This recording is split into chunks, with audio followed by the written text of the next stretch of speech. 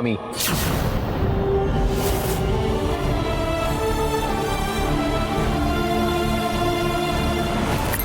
দয়া করে আমার হয়ে আপনি আর কোনো প্রতিবাদ করবেন না। এই অপমানটা আপনি আমায় দিয়েছেন, বেশ করেছে আমি অপমান করেছি। এই অপমানটা নিয়েই বাড়ি ছেড়ে আমি চলে যাব।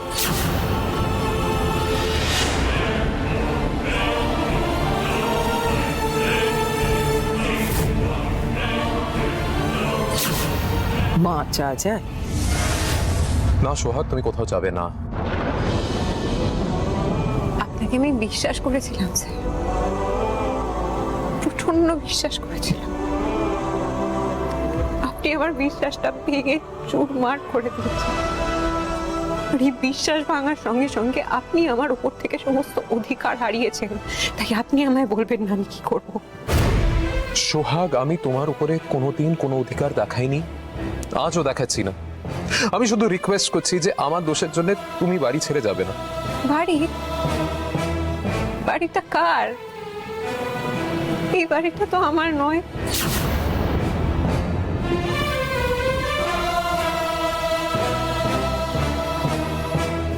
আমি কোনোদিন এই বাড়ির একজন হয়ে উঠতে পারিনি। আমি সারাটা জীবন এই বাড়ির কাজের মেয়ে ছিলাম, এখন কাজের মেয়ে হয়েই আছি।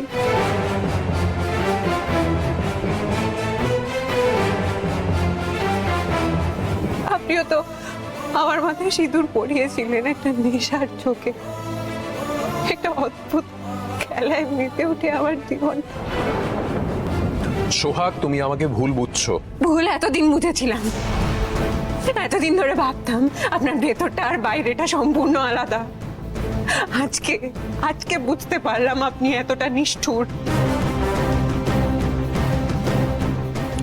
এনাও এই তোমার যাবার হলে এক্ষুনি বিদায় হও এখান থেকে। সূর্যকে বাধা দিও না তো, ভিখিরিদের এত মাথায় তুলতেন। কাকে ভিখিরি বলছেন আপনি? কাকে ভিখিরি বলছেন গিন্নিমা? হ্যাঁ, আমরা আপনাদের কাজের লোক, কিন্তু কর্তাবাবু আমাদেরকে কাজ করিয়ে যে টাকাটা দিয়েছেন সেটা মজুরি হিসেবে। আর মজুরি আর ভিক্ষে সেটা এক নয়, আকাশ আর পাতালের তফাৎ গিন্নিমা। Shut up! যত বড় মুখ নয় তত বড় কথা। ভুলে গেছো তুমি কার সঙ্গে কথা বলছো? না, ভুলিনি তো, জানি তো আপনারা আমাদের মনিব, কিন্তু মনিব হয়ে অপমান করার অধিকার আপনার নেই।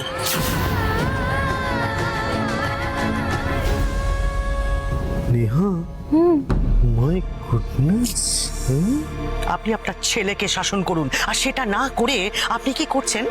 আমাদের বাড়ির মেয়েকে আপনি অসম্মান করছেন।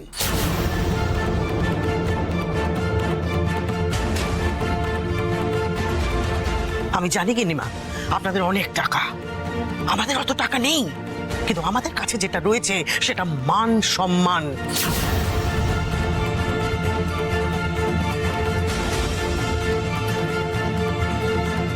তাই আমার নাতনির এটা শ্বশুর বাড়ি বলে আমার নাতনির মুখের দিকে তাকিয়ে আপনার অনেক অপমান মুখ বুঝে সহ্য করেছি এতদিন। ভুল করছি, এখন মনে হচ্ছে অযোগ্য লোকের অপমানটা সহ্য করা আমাদের উচিত হয়নি।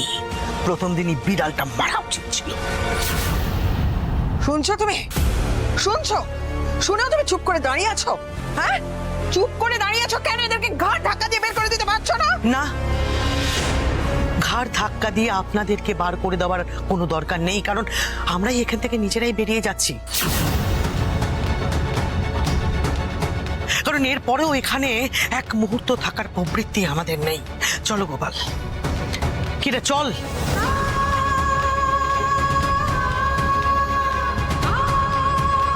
কি হলো?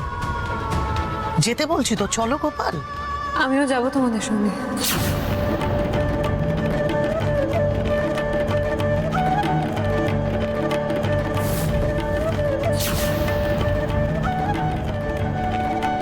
তুইও যাবি? হ্যাঁ বাবা, এই বাড়িতে আর থাকবো না আমি। চল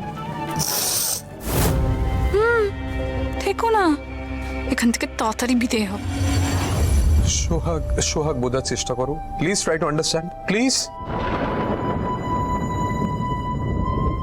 ও বৌদি, তুই না এভাবে যাইও না, একটু ছোট কর্তার কথাটা শোনো। বিষ্টু, যাও গিয়ে নিজের কাজ করো, আমাদের বিষয়ে কথা বলবে না একদম, যাও।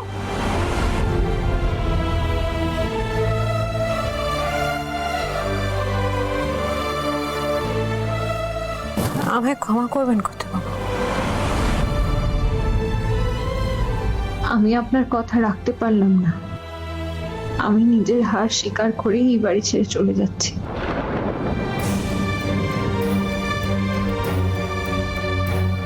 সেইভাবে এখন আমার মনে হচ্ছে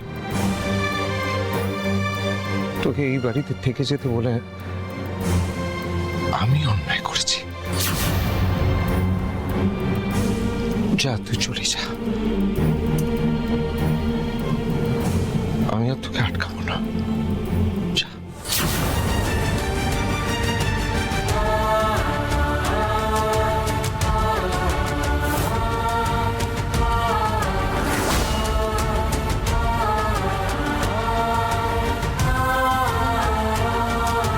বাবা কি বলে চলে গেলে? বাবা শোনো। সোহাগ, বাবার কথা কিছু মনে করো না। বাবা আসলে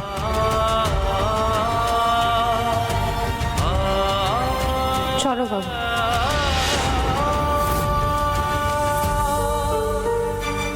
সোহাগ প্লিজ প্লিজ এইভাবে যেও না। আমি মানছি আমি ভুল করেছি, আমি ক্ষমা চাইছি। I am very very sorry. Please এইভাবে যেও না প্লিজ। আর কথা বাড়াবেন না, দেরি হয়ে যাচ্ছে আমাদের।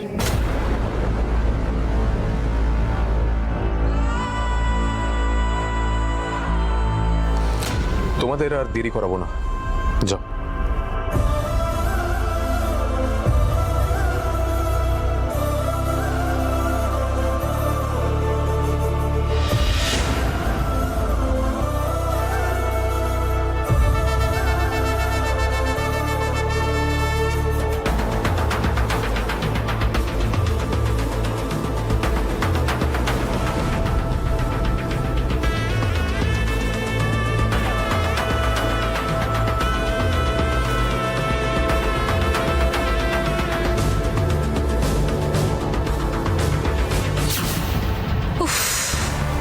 অ্যাট লাস্ট সোহাগকে সূর্যর ঘাট থেকে নামাতে পারলাম।